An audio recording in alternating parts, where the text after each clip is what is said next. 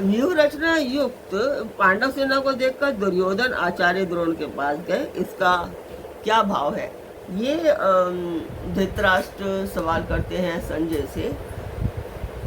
तो आगे संजय जवाब देते हैं कि भाव यह है कि पांडव सेना की व्यूह रचना इतने विचित्र ढंग से की गई थी कि उसको देखकर दुर्योधन चकित हो गए और अधीर होकर स्वयं उसकी सूचना देने के लिए द्रोणाचार्य जी के पास दौड़े दौड़े गए।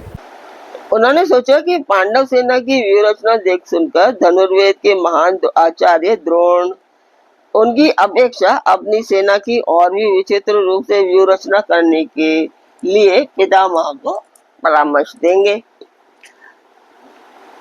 तो आगे प्रश्न करते हैं कि दुर्योधन राजा होकर स्वयं सेनापति के पास क्यों गए?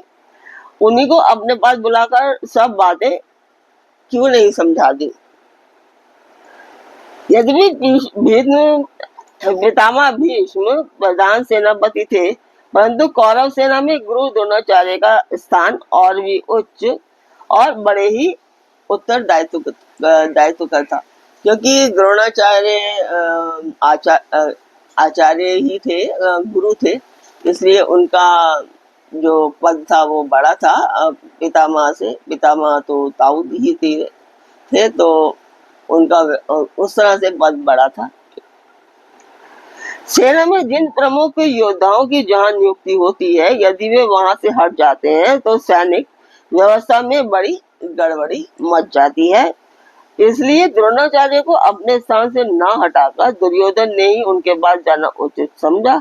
इसके अतिरिक्त द्रोणाचार्य वयोवृद्ध और ज्ञानवृद्ध होने के साथ ही गुरु होने के कारण आदर के पात्र थे तथा दुर्योधन को उनसे अपना स्वार्थ सिद्ध कराना था, इसलिए भी उन्हें सम्मान देकर उनका प्रिय पात्र बनना उन्हें अभिष्ट था। परमार्थिक दृष्टि से तो सबसे नम्रता पूर्वक सम्मान युक्त व्यवहार करना कर्तव्य है ही।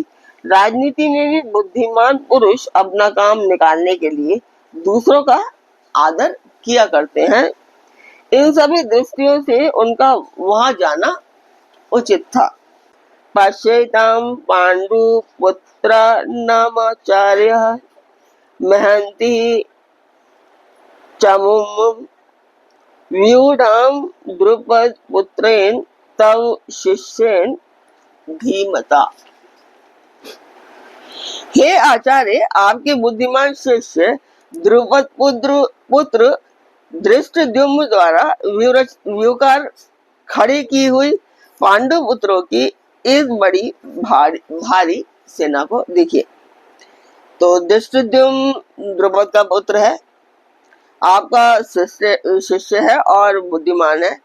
दुर्योधन ने ऐसा किस अभिप्राय से कहा द्रोणाचार्य को? तो दुर्योधन बड़े चतुर कूटनीतिज्ञ थे। धृष्टद्युम्न के प्रति प्रतिहिंसा तथा पांडवों के प्रति द्रोणाचार्य की बुरी भावना उत्पन्न करके उन्हें विशेष उत्तेजित करने के लिए दुर्योधन ने धृष्टद्युम्न को द्रुपद पुत्र और आपका बुद्धिमान शिष्य कहा। इन शब्दों के द्वारा वह उन्हें इस प्रकार समझा रहे हैं कि देखिए, द्रुपद ने आपके साथ पहला बुरा बर्ताव किया और फिर उसने आपका वध करने के उद्देश्य से यज्ञ करके धृष्टद्युम्न को पुत्र रूप से प्राप्त किया था।